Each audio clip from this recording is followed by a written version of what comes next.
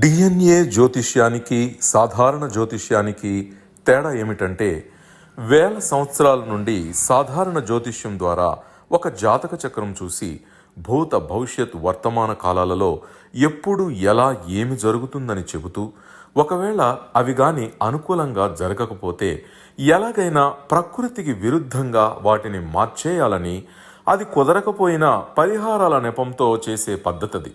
కానీ దానికి మారుగా డిఎన్ఏ జ్యోతిష్యం ద్వారా ఇవన్నీ ఎందుకు జరుగుతున్నాయని కనుగొని ఒక పని చేసే ముందే అది సరైనదా కాదా అని సరైన సమయంలో మనము తీసుకునే మంచి నిర్ణయం జీవితంలో అన్నింటిలో విజయాలు సాధించడానికి సలహాలు మార్గదర్శకాలు చెప్పే నిజమైన జ్యోతిష్య విధానం ఇది.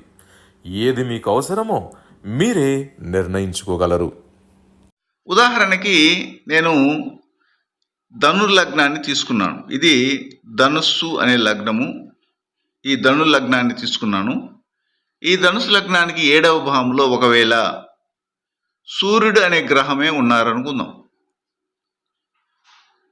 ఈ సూర్యుడు కానీ, చంద్రుడు కానీ, కుజుడు, ఈ 3 గ్రహాలు కూడాను మన డిఎన్ఏ ఆస్ట్రాలజీ ప్రకారంగా గురుకర్మ రిజిస్ట్రీని తెలియజేసే గ్రహాలు అని చెప్పుకో ఉంటాం. అంటే సూర్యుడు కానీ, చంద్రుడు కానీ, కుజుడు కానీ ఏ ముగ్గురు లేదా ఇద్దరు లేదా ఒక్కరున్నా కానీ ఈ 7వ భావము అని చెప్పబడే భాగస్వామి వారి కుటుంబ పరంపర ఏ విధంగా ఉంటుంది అనేదాన్ని మనము ఇక్కడ డిస్కస్ చేస్తాం. జనరల్గా సూర్యుడు పుట్టిన నక్షత్రం ఏమిటంటే హస్త నక్షత్రం. సూర్యుడు పుట్టినటువంటి నక్షత్రం వచ్చే హస్త నక్షత్రము. అదేవిధంగా చంద్రుడు పుట్టిన నక్షత్రము మృగశిర నక్షత్రము. కుజుడు పుట్టిన నక్షత్రము ఉత్తరాషాఢ నక్షత్రం అని డిఎన్ఏ ఆస్ట్రాలజీ ప్రియులకు తెలిసి ఉంటుంది. ఇది మళ్ళీ చెప్పాల్సినటువంటి అవసరం కూడాను లేదు. అయితే ఇక్కడ బాగా గమనించినట్లయితే ఇక్కడ సూర్యుడు పుట్టినటువంటి నక్షత్రం అనేది మనం తీసుకుంటాము. సూర్యుడు హస్త నక్షత్రంలో పుట్టారు అంటున్నాము. అలాగే చంద్రుడు పుట్టిన నక్షత్రం వచ్చి మృగశిర నక్షత్రము. కుజుడు పుట్టినటువంటి నక్షత్రం వచ్చి ఉత్తరాషాఢ నక్షత్రం.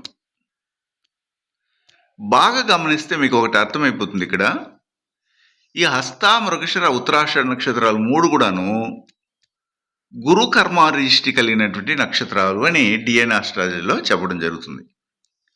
అప్పుడు ఈ ధనుర్లగ్నానికి సూర్యుడు 7వ భావంలో ఉన్నా, చంద్రుడున్నా లేదా కుజుడున్నా ఒకే ఫలితాలు కదా వస్తాయి. గురువు అనే కార్మిక రిజిస్ట్రీ కింద ఈ 3 గ్రహాలు కూడాను వాటి యొక్క కారకత్వాలని తెలియజేస్తాయి. ఇది సూర్యుడు పుట్టినటువంటి నక్షత్రం వచ్చి హస్త నక్షత్రం అని, కుజుడు పుట్టిన నక్షత్రం వచ్చి ఉత్తరాషాఢ నక్షత్రం అని, చంద్రుడు పుట్టిన నక్షత్రము మృగశిర నక్షత్రం అని చెప్తూ, ఒకవేళ మీ జాతకాన్ని ముందర పెట్టుకోండి. మీ లగ్నం ఏదైనా కానీ, మేష లగ్నంలోండి మీన లగ్నం వరకు ఏ లగ్నమైనా కానీ మీది కానీ, ఒకవేళ 7వ భావంలో సూర్యుడు అనే గ్రహం ఉంటే సూర్యుని తత్వాలు అక్కడ పనిచేయవు. 7వ భావంలో చంద్రుడు ఉంటే చంద్రుని తత్వాలు పనిచేయవు. కుజుడు అనే గ్రహము 7వ భావంలో ఉంటే కుజుని తత్వాలు పనిచేయవు. ఈ 3 గ్రహాలలో ఏ ఒకటి ఉన్నా, 2 ఉన్నా, 3 ఉన్నా అక్కడ గురువు ఏ విధంగానైతే ప్రవర్తిస్తారో గురువు కారకత్వాలన్నీ కూడాను ఈ యొక్క 7వ భావానికి సంబంధించినటువంటి భాగస్వామి నుండి వీరు పొందడం అనేది ఉంటుందని మనం చెప్తాం.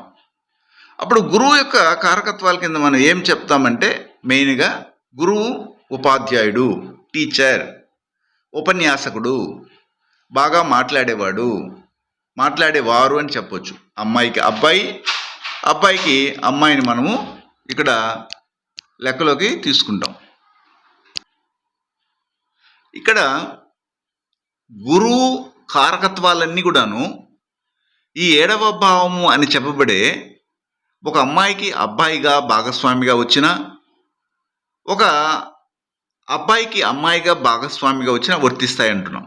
ఇక్కడ గురువు అనే కారకత్వాల్లో ఇది ధన కారకత్వాన్ని మరియు సంతాన విషయాలని గుణగణాలలో సాత్వికతను మరియు చక్కటి భక్త పారాయణత్వాన్ని, మంచి గుణగణాలు కలిగినటువంటి గుణాధీశాలన్నింటి కూడాను గురు కారకత్వాల కిందకి వస్తాయి.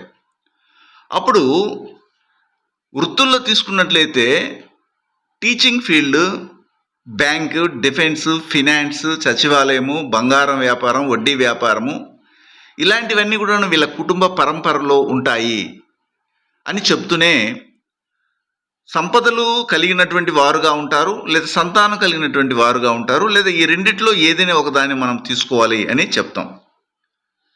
అంటే మనం చెప్పే విషయాలన్నీ కూడా ఎలా ఉంటాయంటే, ఒక లగ్నం నుండి 7వ భావము, ఆ 7వ భావంలో ఉన్నటువంటి గ్రహాలు సూర్యుడు కానీ చంద్రుడు కానీ కుజుడుంటే, సూర్యుడు పుట్టిన నక్షత్రం కానీ చంద్రుడు పుట్టిన నక్షత్రము కుజుడు పుట్టిన నక్షత్రాలు ఏమైతే ఉంటాయో ఆ నక్షత్రాలకు సంబంధించినటువంటి గ్రహము ఎవరో, ఆ నక్షత్రాల సమూహానికి ఏ గ్రహమైతే కార్మిక రిజిస్ట్ని కలిగి ఉంటుందో, అంటే గురు కర్మ రిజిస్ట్రీ కలిగినటువంటి నక్షత్రాలు ఏమిటంటే హస్త, మృగశిర మరి ఉత్తరాషాఢ. కాబట్టి ఆ గ్రహాలు కూడాను దానికి సంబంధించినటువంటి కారకత్వాలను మాత్రమే అక్కడ వర్తింపజేస్తాయి అని మనం చెప్తుంటాం.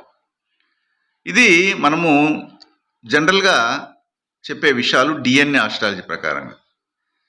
కానీ ఇంతవరకు మీరేం చేస్తున్నారంటే, ఏ గ్రహము ఎక్కడున్నా ఆ గ్రహం యొక్క కారకత్వాలు కానీ, ఆ గ్రహం యొక్క గుణాధీశాలు, ఆ గ్రహానికి సంబంధించినటువంటి యాటిట్యూడ్ని అలాగే కట్ కాపీ పేస్ట్ చేసి మీరు భావిస్తుండడం వల్ల ఏ ఫలితాలు కూడా రావటం లేదు అనేది నిజం.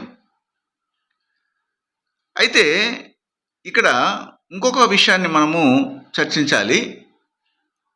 లగ్నం ఇప్పుడు మారుస్తాం. ఇప్పుడు ఈ లగ్నం నుండి వేరే లగ్నానికి మనం వెళ్తాం. అప్పుడు మీకు కొన్ని విషయాలు తెలుస్తాయి. ఉదాహరణకి లగ్నం మనము సింహ లగ్నం అనుకుందాం. సింహ లగ్నానికి 7వ భావం ఏమవుతుందంటే, ఇది 7వ భావము కుంభం అవుతుంది. సింహం అనేది 1వ భావం అయితే, ఒకవేళ అక్కడ సూర్యుడున్నా లేదా చంద్రుడున్నా కుజుడున్నా కానీ ఇదే ఫలితాలని ఆ జాతకులు పొందుతారు. అప్పుడు సూర్యుడు కానీ చంద్రుడు కానీ కుజుడుంటే వచ్చే భాగస్వామి ముఖ్యంగా ఏ నక్షత్రాలకు చెందినటువంటి వారు ఉంటారంటే హస్త, మృగశిర, ఉత్తరాషాఢ నక్షత్రాలకు చెందినటువంటి వారు వాళ్ళ కుటుంబ పరంపరలోనే ఉంటారు, లేదా వచ్చే జాతకులు కూడా కావచ్చు, భాగస్వామి కూడా కావచ్చు. అయితే ఇప్పుడు ఇక్కడ ఏం చేస్తామంటే కొద్దిగా పార్షియల్గా అంటే ఏమిటంటే పాక్షికంగా 7వ భావం అనేది కుంభమైంది కాబట్టి, ఈ కుంభం అనేది కుజకర్మను కలిగి ఉంటుంది కాబట్టి, ఈ కుజకర్మ నక్షత్రాలైనటువంటి కృత్తిక, పుబ్బ, మూల మరియు రేవతి ఈ నక్షత్రాలకు చెందినటువంటి వారు కూడాను ఈ భాగస్వాములు ఉంటారు. అంటే 7వ భావం అంటే భాగస్వామి మాత్రమేనా అంటే, ఒకవేళ సింహలగ్నం అయినప్పుడు 7వ భాగంగా వచ్చే ఈ యొక్క కుంభం ఒక భాగస్వామిగానే కాదు, పార్ట్నర్షిప్ బిజినెస్ చేసే పార్ట్నర్గా కూడా ఉంటారు. 4కి 4 అమ్మమ్మ కూడాను కావడానికి అవకాశం ఉంటుంది. 4కి 4 7 అమ్మకు అమ్మ, అమ్మమ్మ కుటుంబంలో కూడాను ఒకవేళ సూర్యుడు చంద్రుడు కుజుడు 7వ భావంలో ఉన్నా, లేదా 7వ భావం ఇక్కడ కుంభభావం అయింది కాబట్టి అదే భావానికి సంబంధించినటువంటి కార్మిక రిజిస్ట్రీ కృత్తిక, పుబ్బ, మూల, రేవతి నక్షత్రాల్లో కూడాను వీరు ఉంటారు అని మనం చెప్తాం. ఇది రియాలిటీ. ఈ రియాలిటీని మనము చెక్ చేసుకోండి మీ జాతకాల్లో. ఒకవేళ మీరు ఈ విధంగా సింహలగ్నంలో పుట్టి 7వ భావంగా కుంభం వచ్చినప్పుడు ఆ కుంభంలో సూర్యుడు కానీ చంద్రుడు కానీ కుజుడు ఉంటే ఈ విధంగా ఉంటుందని మనం చెప్తాం.